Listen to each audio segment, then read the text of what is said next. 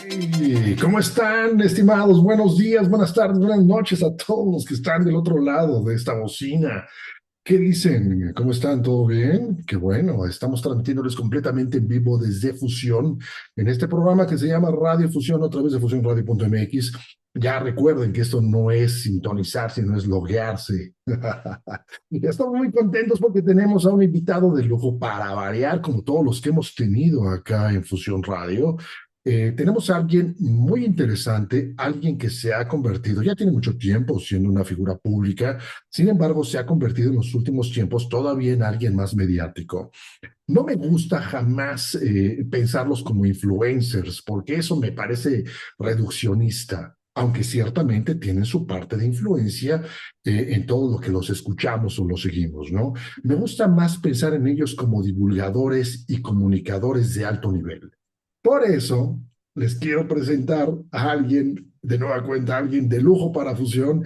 Él se llama Miklos Lukács. ¿Cómo estás, Miklos? ¿Qué dices? Hola Gabriel, qué gusto estar acá en tu programa. Muchísimas gracias por la invitación. Muy bien, pues al contrario, gracias por aceptarla. Sabemos que estás complicado de tiempos. Eso le da mucho más valor a esto. Queremos respetar tu agenda. Vamos a darle velocidad a esto, ¿ok? Miklos, aunque como lo mencionaba en un principio, eres alguien mediático, alguien ya con muchos seguidores en YouTube y en otras plataformas, me imagino que también tienes presencia. eh, También seguramente habrá gente que tal vez solamente te conozca de nombre o ni siquiera de eso. Vaya, eso está bien, nos da oportunidad de crecer en nuestra divulgación, ¿no?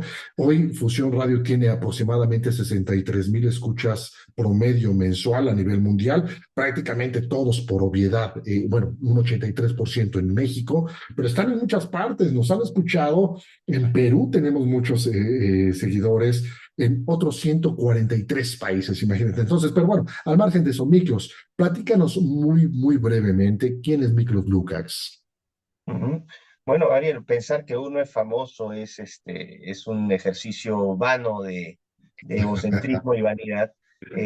Yo prefiero pensar en que el trabajo que uno va realizando cada vez va encontrando más eco en la gente y eso es lo que a mí en realidad me importa, más que el tema de ser conocido, lo que a mí me importa es que las ideas vayan fluyendo y que la gente esté al tanto de los trabajos que uno hace para que puedan interpretar mejor el mundo en el cual viven y tomar mejores decisiones.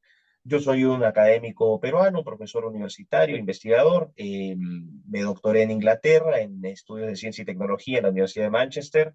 Soy profesor actualmente de una universidad en el Perú, la Universidad de San Martín, en temas de ciencia y tecnología, profesor también visitante de ética y tecnología en la Pan American Business School de Guatemala.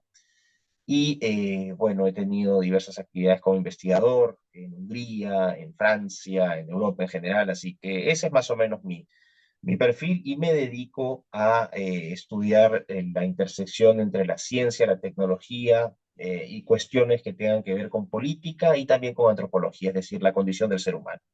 Perfecto, pues ese preámbulo es mucho más que suficiente para que sepamos y los amigos que nos escuchan y que eventualmente nos vean en el programa en YouTube, sepan que Miklos ciertamente no es alguien improvisado, no es alguien que habla de lo que ha escuchado, sino que habla de lo que sabe, no de lo que cree. Y eso es muy interesante, Miklos, porque precisamente cada vez que hemos tenido a personalidades como tú, que hemos tenido a Dante Urbina, a Agustín Laje y algunas otras personalidades locales, insistimos nosotros en eso, en la importancia de que lo que divulgamos tenga un sustento, porque esto es precisamente lo que nos permite ser asertivos y hablar con contundencia. Hoy, Miklos, en una época en donde encontramos mil y mil cantidad de estupideces en las redes, qué importante se torna esto, que tendría que ser algo normal, el hecho de que a quien escuchamos podamos depositarle cierta confianza, porque sabemos que ese alguien está formado y tiene buena intención y tiene la formación necesaria para poder transmitir su conocimiento. Eso es muy raro hoy, Miklos. Por lo tanto, es muy valioso esto que comentas. En particular, al margen de muchas ganas que he tenido de platicar contigo, también me interesa mucho que platiquemos muy brevemente sobre el lanzamiento de tu nuevo libro, que bueno, ya no es tan reciente, pero sí viene de este año, eh, Neoentes. Platícanos un poquito, ¿por qué? Primero, ¿Qué es Neoentes? Ajá. Y segundo, ¿por qué encontraste la necesidad de expresar parte o la totalidad de tu conocimiento y decantarlo en un libro como este? Bueno, a ver, el libro fue lanzado oficialmente en Monterrey en una conferencia pública en Monterrey, en México, en octubre del año pasado, y Ok. hasta ahora ha tenido una acogida increíble. Es un libro lanzado de manera independiente debido a la temática del mismo. Es una temática que es subversiva para los cánones de lo políticamente correcto en estos tiempos, cosa que yo ya sabía que se venía, pero también tenía la confianza de que a pesar de todas las barreras y todas las limitaciones que iba a tener publicándolo de manera independiente, el libro iba a tener un éxito, y así ha sido. A la fecha, Neoentes ha vendido más de 7.000 copias, considerando que ni Wow. siquiera lo he puesto en Amazon, o sea, ni siquiera en Ujú. plataformas digitales. Estamos hablando de copias físicas. Sí. En 29 países ha llegado Neoentes a Hungría, ha llegado Neoentes a Australia, hemos vendido copias en Japón, se han Ujú. ido 10 copias a Cuba, y bueno, países donde estoy vendiendo muy, muy bien son México, Argentina, Perú y Colombia. Así que estoy muy contento por eso. Chile empezó muy bien el libro, tanto así que ahora se va a empezar a imprimir y publicar localmente con Ediciones Legado. Tenemos una primera reimpresión fuerte ahora en Argentina, y a partir de septiembre de este año se lanza formalmente con Homo Legends, que es una Ujú. editorial importante en España.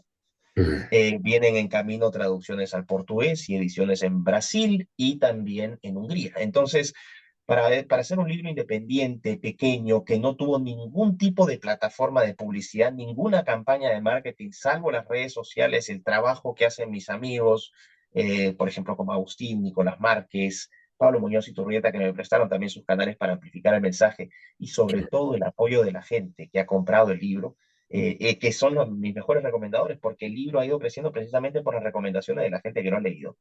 Es que yo calculo que más o menos en mayo, donde adelanto que voy a estar en México en una breve gira con María Herrera Mellado, que es una abogada española, Sí. yo calculo que tranquilamente vamos a superar las 10.000 unidades ya solamente en copia física para mayo. Así que es un éxito muy grande. Neoentes hace referencia a algo nuevo. Lo que estamos viendo ahora es el uso de tecnologías como la inteligencia artificial, la edición genética, que tienen cada vez una orientación más de carácter reproductivo. La gente no está al tanto de esto. La gente cree que con la inteligencia artificial solamente estamos viendo cámaras de reconocimiento facial, que estamos viendo drones, automóviles autónomos, pero ignoran profundamente que, por ejemplo, la inteligencia artificial también se está usando con fines reproductivos, reproducción Ujú. humana, Sí. aplicaciones. También el caso de la edición genética se está utilizando cada vez también con fines reproductivos y tecnologías paralelas como los úteros artificiales, como las nanas postparto para mantener no vivos a los bebés recién nacidos. Entonces, uno se pone a pensar en todas estas agendas que hoy están ocurriendo, que buscan deconstruir, desnaturalizar al ser humano, donde ya no hay diferencia entre hombre y mujer, donde el sexo se abre abiertamente hacia los campos peligrosísimos de la pedofilia, donde se rompe el concepto de persona, donde se equipara moralmente a los animales y a los seres humanos. Y todo eso apunta a una instrumentalización de la persona. Y eso significa, y es la hipótesis que yo planteo en mi libro, de que es muy probable que unas 2, 3, 4 décadas, gran parte del proceso reproductivo del ser humano ya pueda ser tercerizado a aplicaciones tecnológicas. Ahora, Wow. me pueden decir entonces, oye, este es un conspiranoico, es un loco, pero resulta que yo soy un investigador formado en Inglaterra, yo no soy un youtuber, yo no soy como, yo me agradezco esa distinción que hiciste al inicio de influencer. Sí, soy influencer entendiendo a alguien que usa redes sociales para influir con sus ideas, sí, pero antes que nada soy un académico y un profesional. Yo no soy un improvisado que copia contenidos ajenos. Mi investigación es original, de hecho a mí me copian y me Ujú. copian mucho. Y curiosamente ahora, ¿no? No sé si has visto esta explosión, ahora todo el mundo anda interesado en los temas de transhumanismo, de la inteligencia Sí. artificial. Bueno, yo vi estas cosas en 2016 y en Sí. 2018 ya había advertido lo que se venía. Entonces, a mí me copian mucho. Esa es la diferencia entre ser un descriptor y un explicador. Un Exacto. contenido descriptivo y un contenido explicativo. Lo mío es explicativo. Ah, Entonces, tienes estas, tienes estas estas tecnologías que se están orientando a estas aplicaciones y se corre un gran peligro de tercerizar esta reproducción. Si me permites, Gabriel, Dale, cortito, me han tocado el timbre y no hay nadie en la casa. Yo sé dale, que dale, dale, minutos dale. Aquí vamos a editar, disculpa. tranquilo. Sí, tranquilo. Perfecto. Allá mandamos. Esto pasa, sobre todo cuando se tienen eh, programas en vivo. Eso está bien porque le da frescura y es lo que yo le platicaba a Miklos y a tantas personas que han estado acá, que precisamente lo que intentamos es el hecho de que esto sea fresco, como era la radio en aquellos entonces. Entonces, precisamente ahorita, por ejemplo, escuchaban un perro. Eso no pasa en la radio de los 90 y de los 2000 porque todo está aislado. Pero en la época de la hiperconectividad, en donde podemos transmitir desde cualquier parte del mundo, esto pasa. Por ejemplo, ustedes seguramente en alguna transmisión han escuchado que pasa la señora que compra libros viejos que vendan. ¿Se acuerdan? Bueno, eso es muy propio de México. Eso sucede, así es que no se preocupen, estamos transmitiéndoles completamente en vivo y eso es lo rico. Eso es lo rico de todo esto, que suceden este tipo de cosas, los perros, los timbres y todo eso. Pero ya están de regreso, Pido amigos. disculpas, Gabriel, No, a no ti te y preocupes. a Fusión y a toda la audiencia, ¿no? Por este impasse. Bueno, lo hace un No, poquito ¿pero más todo humano, bien? ahora que estamos, lo hace más humano en periodos de deshumanización. Sí, pero como te decía, ¿no? Retomando el camino, entonces se busca esta idea de estas tecnologías que pueden ser utilizadas con fines reproductivos y eso es muy peligroso porque es el fin de la autonomía del ser Ah, humano. Si ok. tú te pones a pensar qué clase de poder tendrían aquellos que desarrollan estas tecnologías, que las regulan, que las producen, que las comercializan y que las imponen finalmente sobre el resto de las personas. O sea, esta gente se convertiría literalmente en dadora y quitadora de vidas. Se convertirían en el famoso Homo Deus que plantea Ujú, este apologista del transhumanismo, sí. el tipo que es enemigo de la población, que es Yuval Noah Harari, que se ha presentado como un gran profeta de la tecnología y que en realidad es un peón más de toda esta agenda que busca promover esta desnaturalización. Qué barbaridad. Vámonos a música, Miklos, y regresamos, ¿ok? Me recomendaste que una de tus favoritas es Eye of Tiger. Entonces, Hay preséntala, batalla, por claro. favor. Adelante, preséntala. Bueno, para los que estén así medio bajoneados y quieran sacar ese espíritu de guerra, Eye of a Tiger es una de las pocas que puede lograr eso. Ok, vámonos. Venga, música. Ok, ya estamos de regreso, estimados. Estamos en vivo con Miklos Lukács transmitiéndoles. Él está en Reino Unido, si no me equivoco. Nosotros estamos aquí en algún lugar de la Ciudad de México. No les importa dónde estamos, simplemente les importa que estamos. Miklos, retomando un poquito lo que platicabas antes de irnos a canción. En primera instancia, celebro mucho este número el tiraje que has tenido y lo que has vendido, no solamente porque es un logro llevar a cabo esto sin la promoción, como tú bien indicas, sino sobre todo, y quizás más grave, Miklos, no sé si qué opinas al respecto, en una época en donde la gente no lee. Ya empieza a ver los libros físicos como una curiosidad de librero, en donde muchos inclusive tienen cantidad de libros impresionantes que nunca han tocado, pero que adornan bien bonito las paredes, ¿no? Entonces, realmente vender 7,000 números es impresionante en esta época, y más si le agregamos esa salecita de falta de promoción, pues lo hace más importante, ¿no? Ahora bien, eso en primera instancia. Retomando la segunda parte de lo que comentabas, ya entrando precisamente a tu libro. Y por eso me llama mucho la atención y celebro lo que acabas de comentar, pero no puedo dejar de hacerte esta pregunta, que no es para mí, ¿eh? Yo casi puedo adivinar tu respuesta, pero vamos a contestarla al gran público que nos está escuchando en estos instantes. ¿Cómo Miklos Lukács, a través de este libro, puede evitar en alguna medida la tentación de caer en la conspiranoia? No Miklos precisamente, sino la misma editorial, que a final de cuentas es quien te dio la oportunidad de publicar. Y todos los que te escuchan, tanto tus detractores como tus amigos. ¿Cómo evitar que un libro de esta envergadura caiga en esa categoría de la conspiranoia? ¿Qué has tenido que hacer, Miklos? A ver, varias cosas, y es una gran pregunta, y eso también sirve para otro tipo de, ¿no? de evidencia que la gente intente buscar o de fuentes que busque consultar, porque el hecho de que no basta ser crítico con el sistema. Hay mucha gente que está de nuestro lado, que intenta encontrar sentido de lo que está pasando y encuentra, vamos a decir, fuentes de información, entre comillas, que tratan de dar sentido a lo que está pasando. Pero hay mucha información que ya no es información, que es desinformación. El problema de no ser un investigador original y riguroso es que uno empieza a tomar cositas de la internet y empieza a armar un muñequito que termina siendo una completa deformación de la realidad. Entonces, lo que uno tiene que hacer como investigador es, en primer lugar, tener una metodología. Una metodología. Lo primero que se va a plantear el investigador son preguntas y la calidad de las preguntas va a dar la calidad de las respuestas. Si uno Ok. plantea preguntas interesantes y preguntas que pueden ser, que son, ¿no? Preguntas inteligibles, cognitivamente estructuradas, ¿no? Que hacen sentido, que no tengan tanta complicación, pero que uno pueda o sienta que está en la capacidad de responder, eso es lo primero. Plantear preguntas interesantes, Ujú. preguntas relevantes, y a eso van a venir las respuestas. Tener una metodología, como dije, ¿cómo voy a recoger mi información? ¿Dónde la voy a recoger? ¿Cómo voy a determinar si es una información válida o no? Uno tiene entonces que establecer diferentes niveles de credibilidad de las fuentes que uno está estableciendo. Finalmente, ¿cómo articulas? ¿Cuál es el argumento entonces que estás planteando en base a tus preguntas? Dices, yo voy a responder esta pregunta apelando a este método, voy a utilizar estas fuentes, voy a procesar la información de esta manera y de esta manera voy a plantear mis conclusiones. En este caso, las fuentes, uno tiene que ser honesto y decir, estas fuentes son de alta credibilidad, estas fuentes son de no cuestionable credibilidad, las que son de muy baja calidad no pueden ser incluidas en una investigación, ¿no? Pero uno siempre tiene que hacer esa salvedad. Entonces tiene que haber una estructura en la investigación.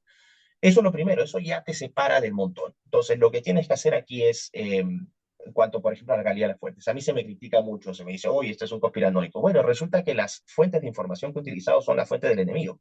O Ujú. sea, a mí no me van a decir, oye, esto estás inventando información. No, he tomado información de portales como la BBC, The Economist, Scientific American, Nature, o sea, las revistas, ¿no?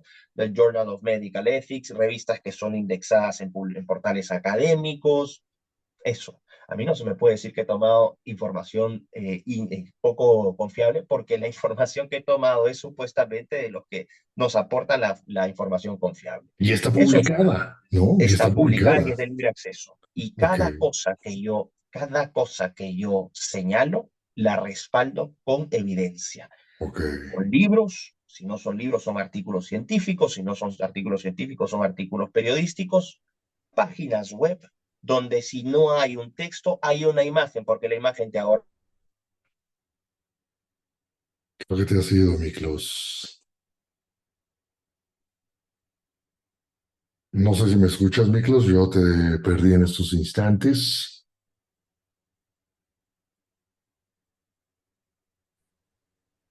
A ver, Miklos.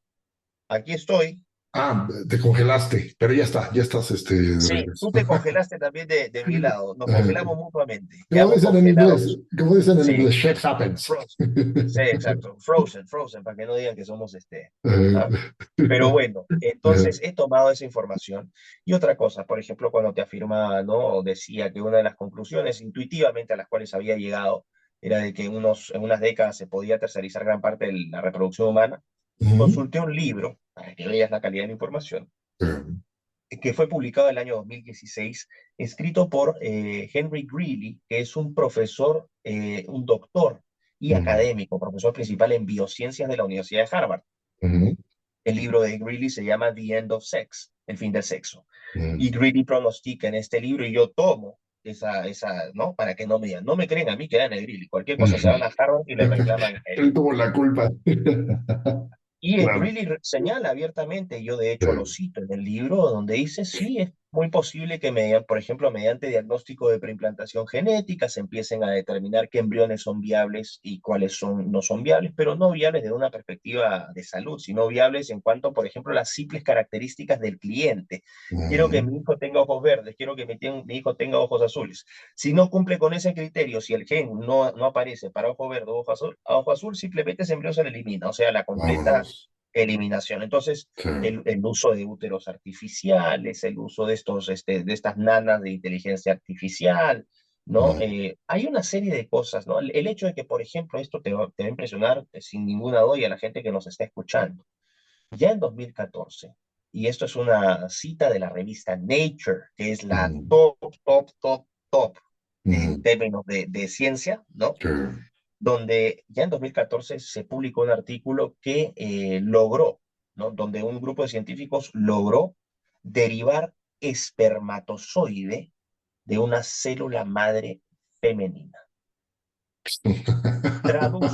Traduzco para que sea más sencillo. Hoy técnicamente ya es posible, ya se hace, que a sí. partir de médula ósea, de células de médula ósea de una mujer adulta, se puedan extraer células madre de esa mujer y en laboratorio se pueda derivar a partir de esa célula madre un espermatozoide.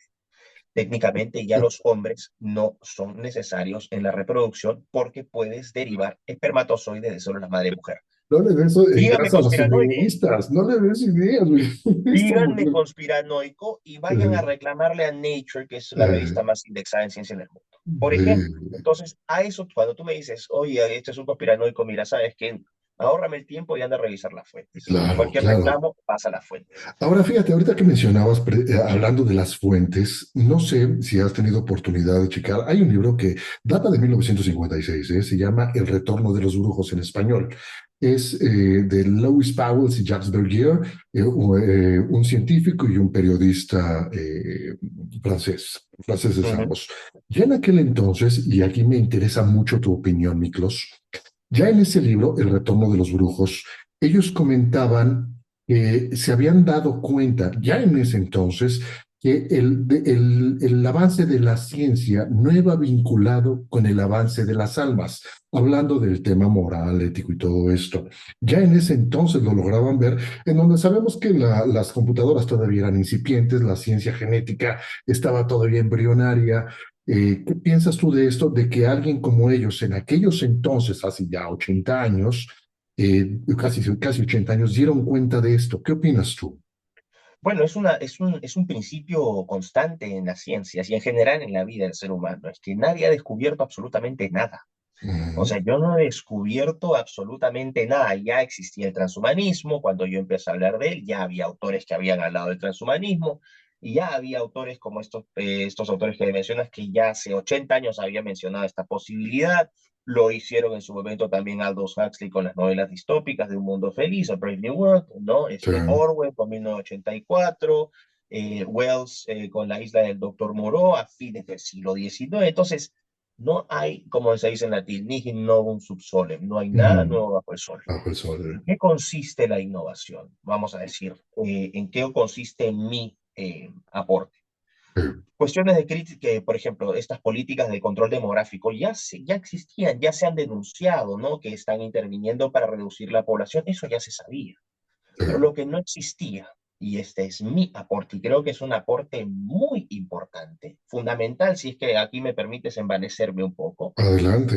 yo saqué el componente del transhumanismo, lo saqué del mundo académico, donde era solamente un área de discusión académica o de un grupo de frikis ahí que estaban entusiasmados con estas posibilidades, y Ujú, le di una relevancia de política pública internacional. ¿Por qué? Porque dije, la cuarta revolución industrial que promueve el Foro Económico Mundial es transhumanismo hecho política pública global. Esa es una contribución masiva que hice. Ahora todos ya descubrieron la pólvora, ahora sí todos hablan, no, nadie cita obviamente la fuente porque así son ladrones de ideas. Pero bueno, esa es una contribución fundamental. Segundo lugar, sí, ¿cómo ato esta cuestión que fue un aporte importante? Ya no el transhumanismo simplemente visto como una cuestión académica, sino también vinculado al tema del control demográfico. O sea, finalmente el transhumanismo no solamente es una aspiración a la mejora del ser humano, sino que paralelo a ese plan los mejores vamos a ser no solamente mejores, sino menos, porque hay un sí, componente medioambiental. Y aquí establezco también, creo de manera original, el hecho de que tomo la principal agenda progresista, que es la agenda del medio ambiente, y sostengo la agenda del medio ambiente, esta del terrorismo verde, el terrorismo climático, Greta Thunberg y todos estos asalariados que sí. te aterrorizan generaciones, sobre todo en niños, con un efecto devastador en sus mentes, de que si no hacemos nada el planeta se va a destruir, va a haber cambio climático y nos vamos a morir todos. Eso es usado como una excusa, como una especie de justificación moral porque plantea un riesgo existencial. Si no hacemos nada, el ser humano va a destruir el planeta. Por lo tanto, es moralmente aceptable intervenir de cualquier forma posible para reducir los números de la plaga que está causando el daño al planeta. ¿Y tú cómo controlas una plaga? En el caso de la plaga humana, reduciendo sus números. ¿Cómo lo haces? A través Claro. de la población, a través de la reproducción.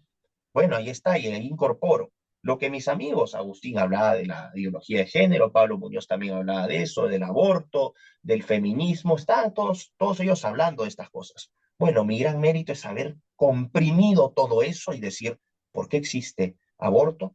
Porque hay control demográfico de por medio. Impides que crezca la población. ¿Por qué hay agenda LGBT, ideología de género? Porque promueves la diversidad sexual. ¿Qué clase de diversidad? La diversidad no heterosexual, y que curiosamente es la diversidad que naturalmente te impide procrear. Porque claro, tú puedes tener miles de diversidades sexuales, pero solamente hombre y mujer procrean.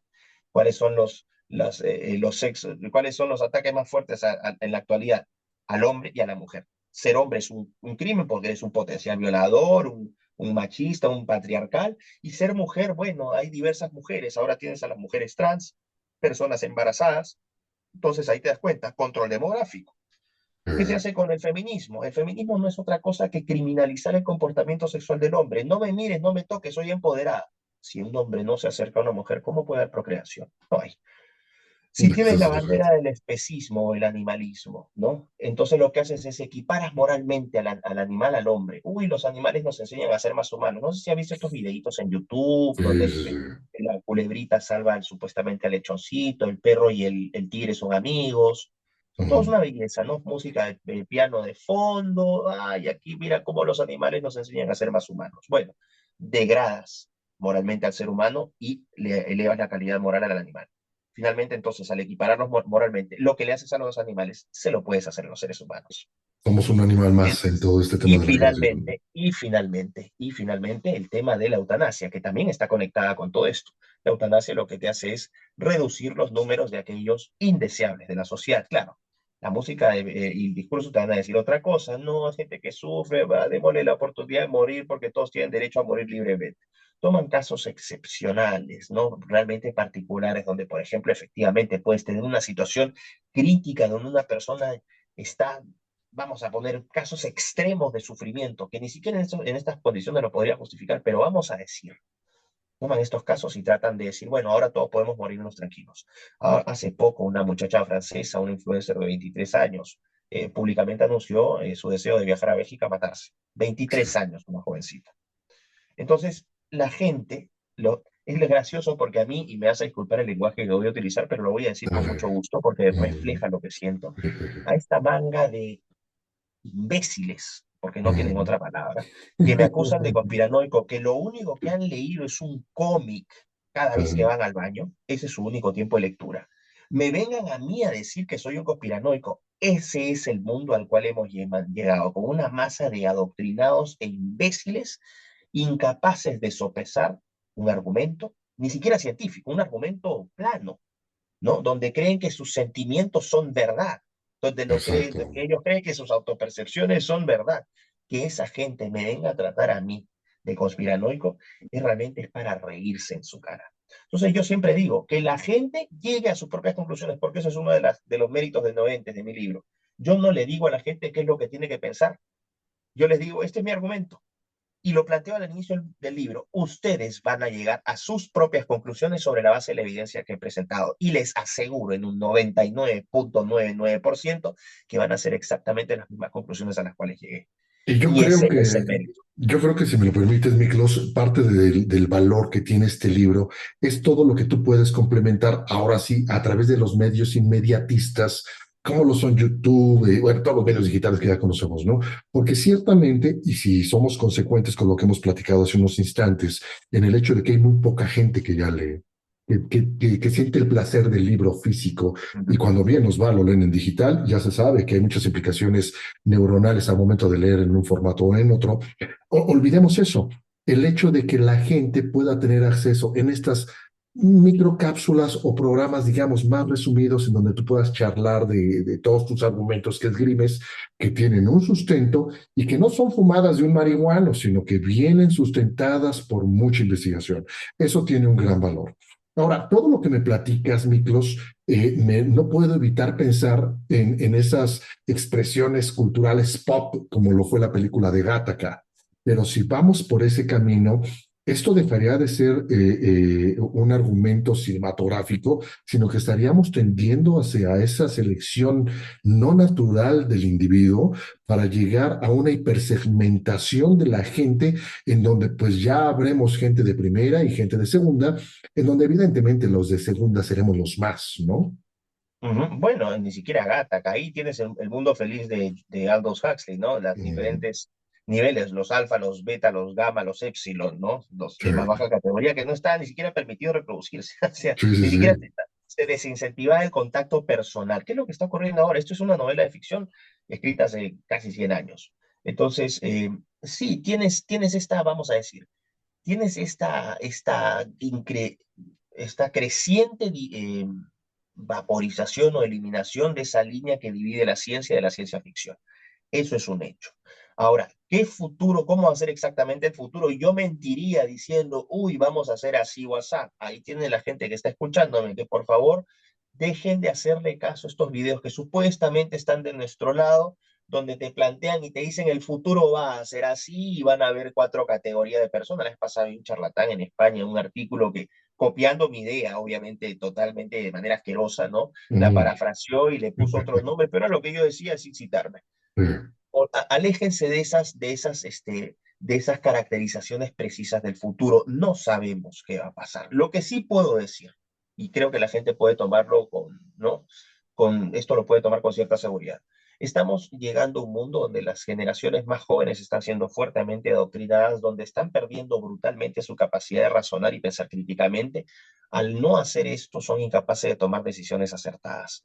Una población imbecilizada es una población esclava, sumisa, sometida y dominada. La historia ha sido muy contundente al respecto. Pero en este tiempo es aún más, ¿por qué? Por el impacto y la cobertura que tienen los medios de información y digitales, etcétera, ¿no? Y también los medios de vigilancia y control social, como los celulares, que también sí son medios para poder comunicarnos con nuestros amigos, pero también son medios de monitoreo de gobiernos, de empresas privadas, o sea, la gente tiene que entender eso. Entonces, yo creo que ese es el peor futuro, ¿no? Un futuro donde la gente no es sometida a la esclavitud, y por esto no me refiero a que tengan cadenas y van a estar cavando huecos para encontrar mineral, no, puede ser incluso peor aún, una esclavitud en la cual la propia existencia de esos seres humanos es absolutamente irrelevante. Esa también es una forma de esclavitud. No necesitas tener un grillete para estar todo el día como un idiota conectado al videojuego, ¿no? Pasando 20, 28, 30 veces gente que se muere, muchachos que se mueren jugando videojuegos porque no paran nunca. Esa es una forma de esclavitud. Una forma de esclavitud también es que ante cualquier cosa, cualquier cuestionamiento a lo que tú crees, a lo que te han sembrado, tú lo plantees como un acto de violencia o de agresión. Sí, Oiga, te dieron el cerebro para pensar, por favor, ¿no? y no lo usan. Discrepar no es violencia, discrepar es Sí, el acto más necesario para que las sociedades progresen. Entonces, esa es una forma de esclavitud. No necesitan ponerte de billetes. Si es que te van a poner, por ejemplo, estos visores de realidad virtual, ¿no? Tipo Oculus en Facebook. También ahí vas a estar conectado como un idiota, probablemente en el metaverso todo el día. Y vas a ser un esclavo. Vas a ser un esclavo. Vas a creer lo que quieran que creas, vas a hacer lo que quieren que hagas, vas a ni siquiera pensar, vas a proceder como quieren que procedas. Y si en algún momento perciben que eres inútil, bueno, te dan las herramientas para que tú voluntariamente mates a tu descendencia o tú voluntariamente te mates. esto que estás diciendo, ya vamos a terminar porque ya estamos en la recta final para no violentar tus horarios, Miklos, pero ya en la recta final. Esto que tú mencionas toma muchísima mayor relevancia en una época y lo hace muy complicado, porque esto, desgraciadamente, aunque tienes toda la razón, Miklos, pudiéramos caer en el solo buen deseo. ¿Por qué? Porque si estamos conscientes de que cada vez tenemos una sociedad, sobre todo de jóvenes, menos pensante, menos crítica y mucho más emocional, todo lo que nos forma como seres, entes pensantes y críticos, se convierte en cero ante la imposibilidad de decirle a alguien con todo respeto y respetando sobre todo también su dignidad persona, ¿no? ¿Sabes qué, maestro? Esto que estás diciendo está mal. No es así, y no lo digo yo, sino lo digo con toda una documentación y la experiencia que me da la edad, más todo lo que he leído e investigado, ¿no? Se complica mucho, Miklos. Entonces, yéndonos ya a la recta final para que ya puedas tomar tus tareas. ¿Cómo podemos hacer, Miklos? ¿Cómo podemos dilucidar el hecho de que esto que está pasando y que tú expresas en tu libro eh, tiene un nombre y un apellido? ¿A qué me refiero? Cuando pensamos en que hay voluntades tratando de idiotizarnos tanto como se pueda, ¿cómo nosotros como seres de a pie, que no estamos en el mundo académico como tú, digamos, podemos entender el hecho de que esto sí obedece a voluntades individuales y no a una inercia de la propia humanidad en donde estamos tendiendo irremediablemente hacia la idiotez? ¿Cómo podemos creer eso, Miklos, que hay un alguien intentando volvernos lo más idiotas posibles? Que no es un alguien, ese es el problema. Cuando la gente dice, uy, es Gates o es Soros, el NOM, entramos a este periodo de hipergeneralizaciones que al final terminan siendo irrelevantes. Gates, por más poder que tenga, no puede controlar el mundo solo, es un absurdo, es una estupidez. Soros tampoco puede hacerlo, ¿no? Pero si tienes, vamos a decir, a 2.000 millonarios con un enorme poder, que tienen capacidad de lobby en los gobiernos, que te financian campañas políticas, que te ponen y sacan no solamente presidentes, también senadores, diputados, donde los compran, entre comillas, financiándoles sus campañas, dándoles minutos de fama en televisión, mandándolos a conferencias internacionales, es decir, dándoles una serie de incentivos, ¿no? Para que esa clase política finalmente sea servil a esos intereses. Eso es perfectamente posible. Ahora tú me dices, ¿cómo es posible? Bueno, a ver, que alguien me diga cómo un sujeto como Tedros Adhanom, que no es médico, llegó a ser presidente, el director de la Organización Mundial de la Salud. Es una cuestión netamente política, de influencias extra organizacionales de la Organización Mundial de la Salud.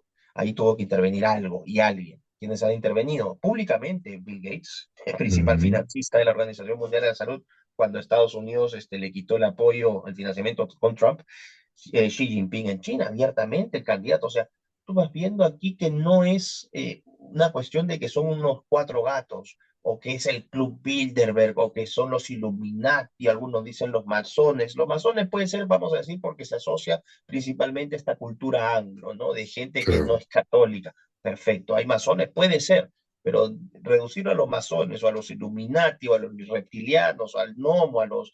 Eso es un absurdo. ok. Es una campaña es una coalición bastante más grande de gente con mucho poder político y económico, que ha utilizado su poder político, ha utilizado su poder económico para comprar poder político. Y lo que estás viendo ahora es eso. Sin Mm, más, ahorita acabo de ver esta campaña para limitados mentales que está haciendo el PAN, ¿no? mm, Azúlate, donde se están pintando la carita de azul. Bueno, esa es una campaña de imbecilización, de infantilización del adulto, ¿no? Creen que es una temática interesante. El PAN es un partido que tiene elementos realmente deplorables, que no son gente que defiende los valores del conservadurismo. El PAN es un partido progre, está cada vez más contaminado con gente progre. ¿Dónde está su defensa de la vida, de la familia, ¿no? De los emblemas nacionales, del territorio, de la integridad territorial? Eso ya no existe.